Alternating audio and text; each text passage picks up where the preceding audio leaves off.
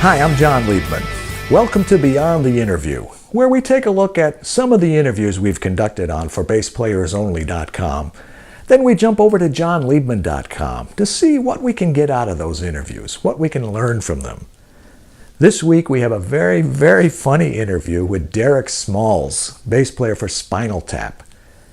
Now, anyone who's ever been on the road with a band knows that all kinds of things can happen, all kinds of unexpected things that you'd never imagine.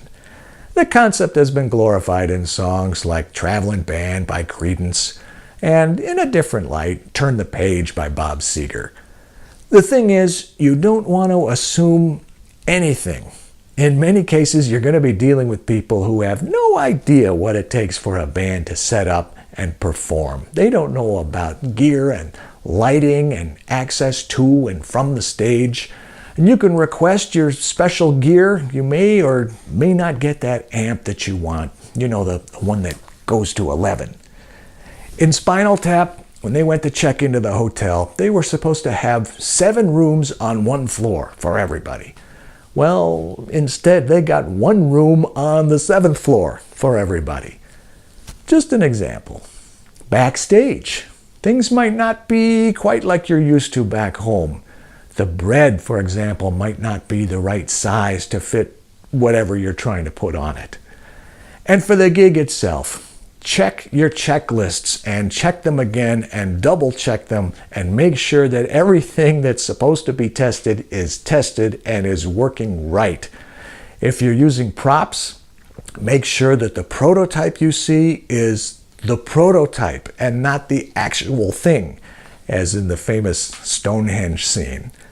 And don't let what happened to Derek happen to you when he got stuck inside that case on stage and had to be rescued with a blowtorch.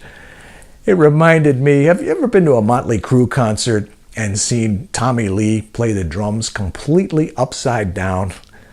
When I saw that, all I could think of was the checklist that must be involved and all the items that must be on that checklist, each one so important and somebody's job to make sure that everything gets handled right.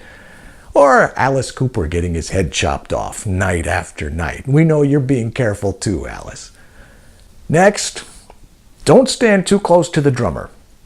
Drummers, as we know from watching Spinal Tap, have a tendency to spontaneously combust, and we don't want to be anywhere near them when that happens. Airport security, also very important, especially in this day and age when the agents might not have much of a sense of humor. So make sure you keep that in mind when you go through airport security. And I want to share an observation with you. In the song Big Bottom, when Spinal Tap performs that, the 3 guys that are in front, normally the 2 guitar players and the bass player, for that song, all 3 of them are playing bass, which I thought would be of interest to, this group. Finally, my signature sign-off question in my interviews is always, what would you be if you weren't a bass player or a musician? And at the end of the Spinal Tap movie, they handle a similar question in classic form. If you've seen it, you know what I'm talking about. If not, I won't ruin it for you.